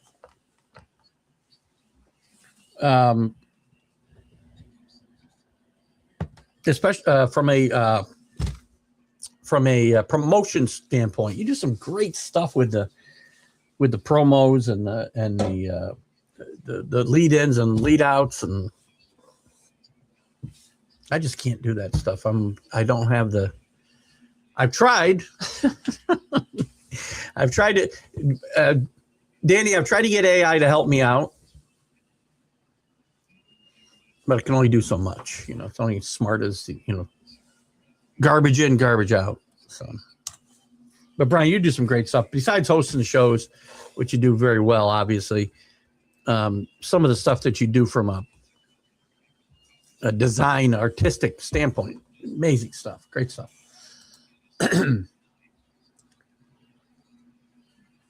Tigers, there's a chance. I mean, if you have a chance, then if you think there's a realistic chance, and I'm not talking about the organization, I'm just talking about the players on the field, right? And the manager. That matters. So forget about what they do. If you think this team has enough, if they made a tweak or two, they're real contenders, and quite frankly, they might be in this American League because, again, it's weak.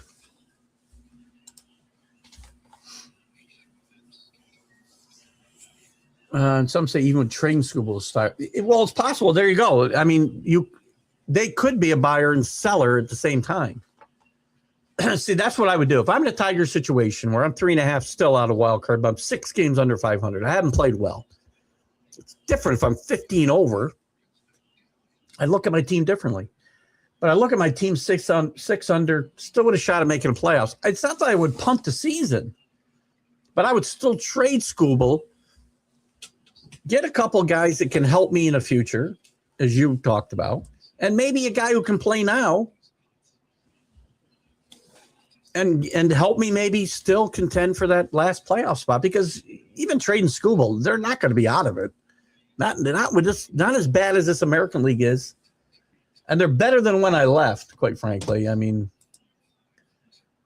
when I left, I think 4 teams were over 500 in the American League. Where are we now?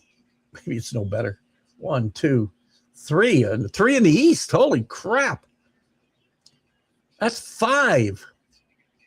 6. 6 teams now are 500 in the American League. Gustin's doing well. It's good to have you back, my friend. We haven't seen you in a bit. We'll be back with the College Football Huddle Wednesdays at 7 on August 5th. We'll get back, and there's been some news to catch up on, but we'll have a few weeks to kind of preview the conferences and whatnot. So we'll get back into college football full bore here as we get into the new month. We've had our little sabbatical that we'd like to take in the summer. I used to give me Wednesdays off altogether before we had the professional sports show, but it does give me a little more time to spend with my much better half on Wednesdays. So, but we'll be back on the 8th, 7 p.m. Eastern, 7 to 8:30 p.m. Eastern. We'll be back. There you go, Drick. I just said that. We'll be back on the 5th. Unless I have an itch before that. But that would give me 2 more Wednesdays to kind of get my bearings.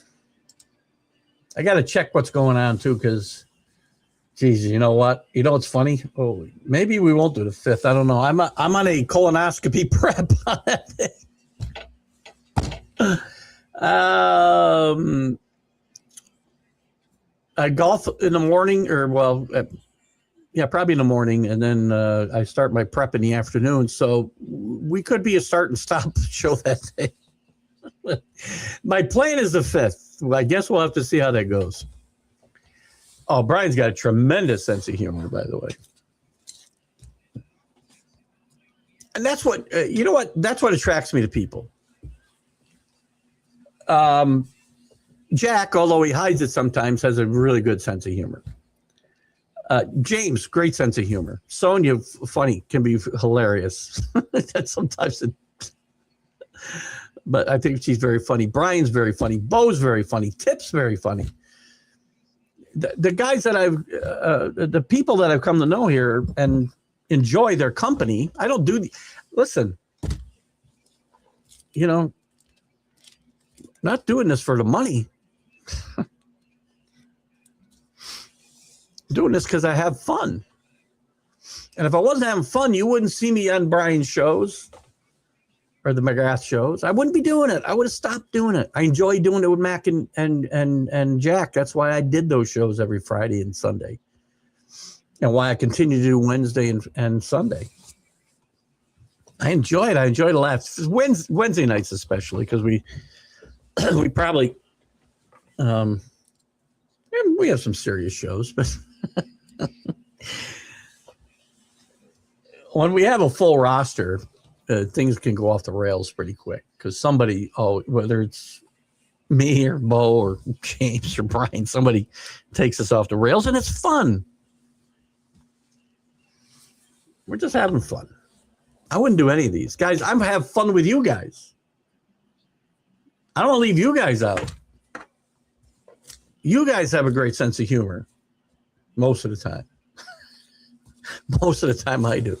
Even when I'm angry, even when I'm railing on Aaron Boone, I'm railing on Major League Baseball.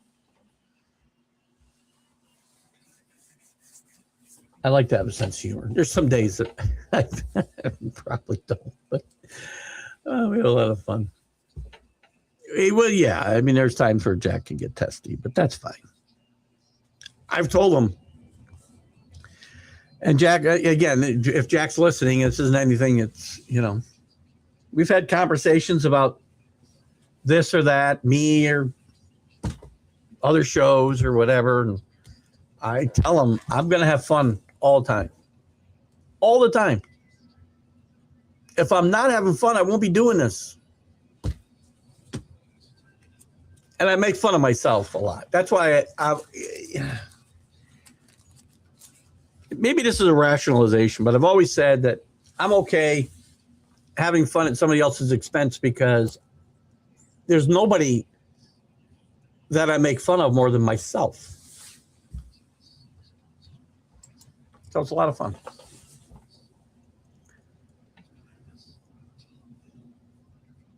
BA just to pull an Artie Moreno. Otani. I'm not sure the context there. One other thing. Now and again.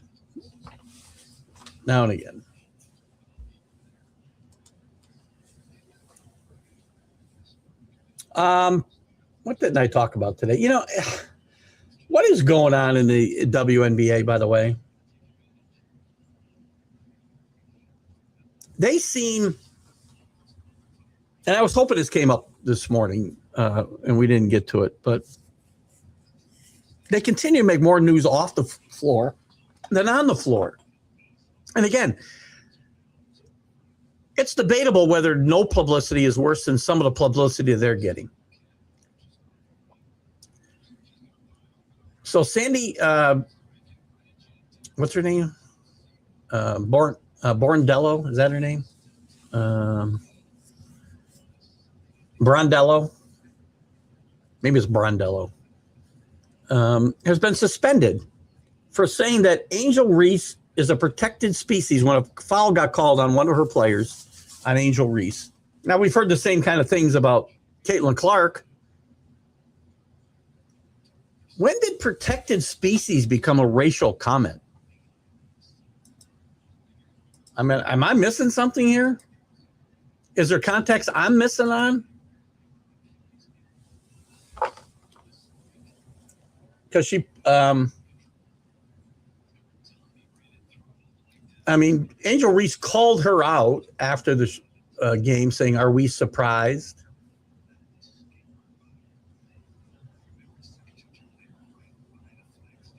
They said, and I'm not even sure she said that. They said it sounded like protected species. Maybe I'm wrong, and maybe I don't know the woman. Maybe she is a racist. I don't know.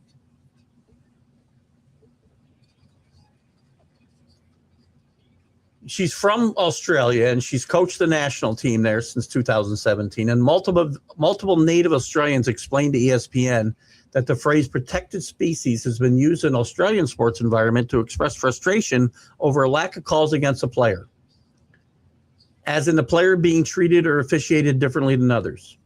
However, in our culture, it's a phrase that indicates that someone is not human and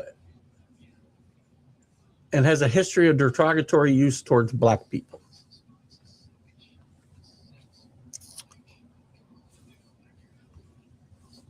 I don't know. Now, I don't get to comment on how that makes somebody who's black feel.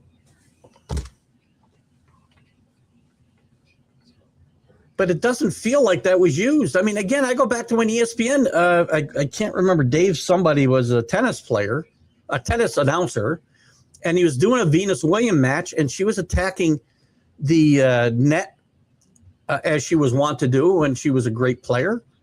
And he used the term, Venus was using guerrilla tactics. And he was suspended by ESPN. He's never worked another tennis match again in his life. This is almost 30 years ago, 25 years ago. He wasn't making a racial reference. I don't think this woman was necessarily making, now she apologized. Maybe she was making a racial reference. I would not have thought that, listen, I've lived here all my life.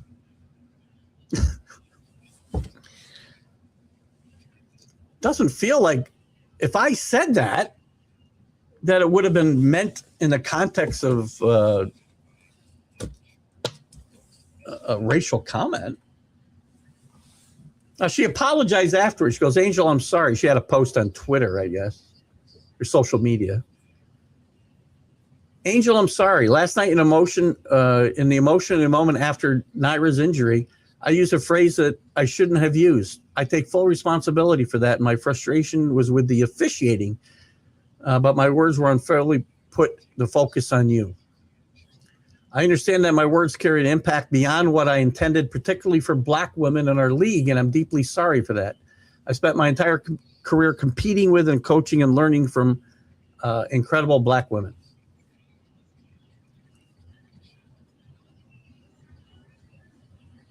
You know, I wonder if the problem doesn't really lie with the people who take these type of comments out of context. I'm not going to say that there isn't racism in the world today. There obviously still is. It's more covert than overt. I think back in the day, I might have, and again, this is relatively speaking, you might have more respect for an overt racist than a covert one. At least you know where they stood. And I've known plenty.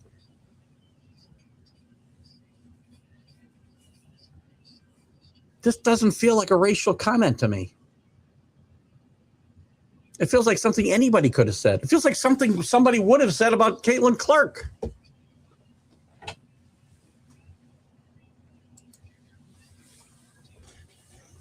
Brian thinks species was a trigger word, which he has been suspended. That's my example. That's again, I don't believe this woman meant it in any way, shape, or form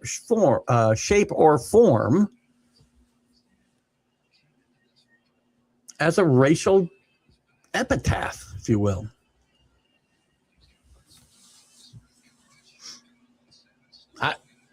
I've never heard it used in that context, quite frankly.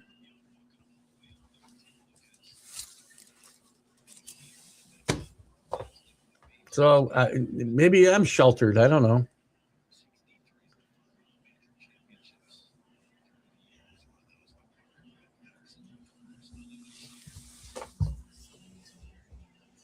But if it was used against Clayton Clark, I don't think we would have said a word. Yeah, and if she didn't mean it that way, why would she need to apologize for somebody else taking their words out of context? I worry more about the people who who take these things to mean something they don't. I'd wonder about their motives. Cam Young, by the way, is now 9 under, one shot behind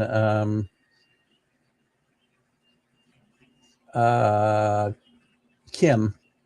Kim's in the lead. Burns has fallen to 9 under. Cam Young's, I think, got another short putt for a birdie. I don't think she meant it that way. Well, that's the thing. Everybody's offended by words. You know how many times I see on social media that words hurt?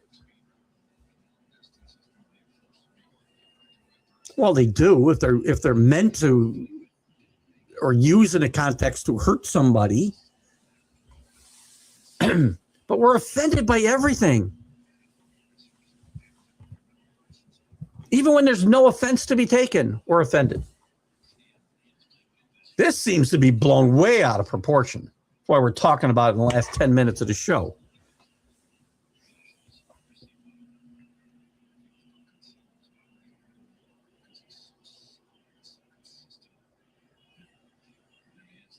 I mean, I find it interesting when you look at it in the context of the way Caitlin Clark is treated.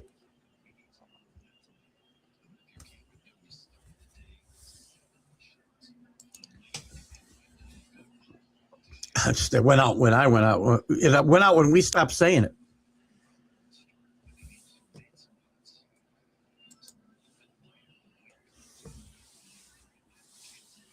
I have been to doubleheaders when they played real doubleheaders.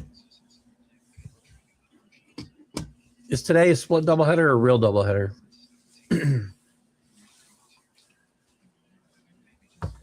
Another thing baseball could do better. Play real doubleheaders again.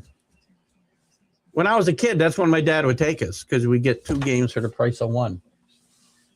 Now we empty the ballpark out and play a second game, except for certain instances. And I should check today's game. And listen, when it comes to the WNBA thing, Adam Silver said it himself that Caitlin Clark has become a political football.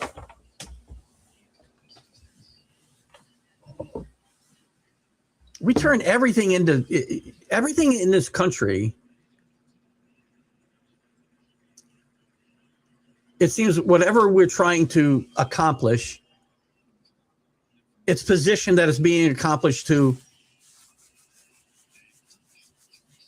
disenfranchise a certain group. It could be minorities. It could be illegal aliens. It could be women. I don't think we're targeting anybody. Do I think that decisions get made in life that affect people and can inconvenience a certain group of people in some way? Yeah, without a doubt.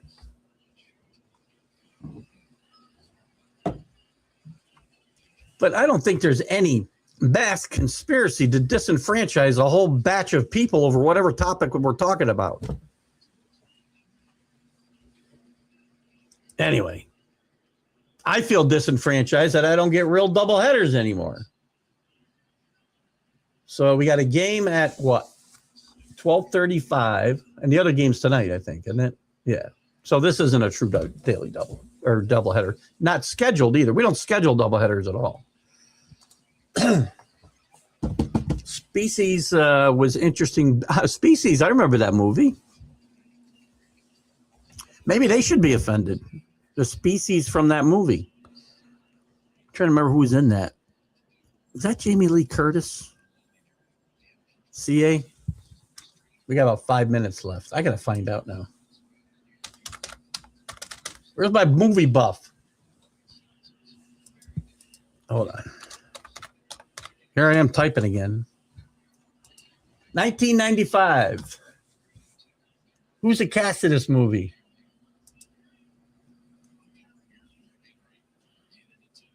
Ben Kingsley. Man, that's a great cast. Ben Kingsley, Michael Madsen, Alfred Molina, who I just saw, by the way, in Suburbs. It's on Netflix. Really interesting show. It's canceled after one season, but it won't hurt you. Anyway, Ben Kingsley, Michael Madsen, Alfred Molina, Forrest Whitaker, Marge Helgenberger, and Natasha Henstridge. I think she was Species, by the way.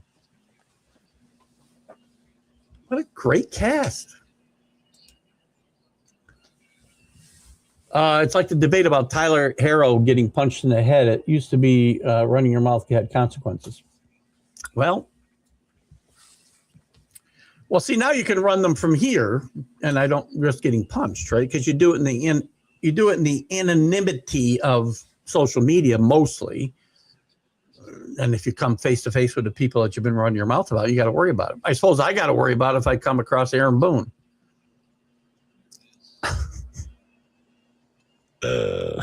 By the way, Species had several spinoffs, by the way.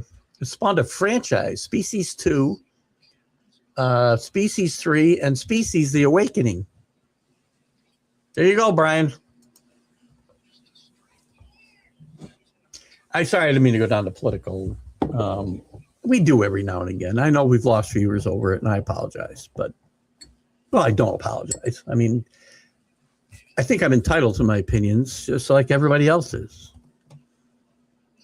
I have lots. Believe me, you're lucky I don't share them all here. Gary Allen, hello. How are you? Some people that Patty by 11. How are you? Christopher Stewart. Some people that have not commented today, but they've been here that I can see. Because they left some engagement. We appreciate that.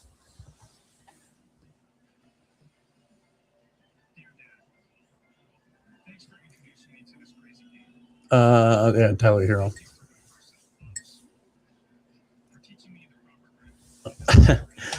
Oh, God. Anyway, Matt, thank you again if you're still there for the cards this week.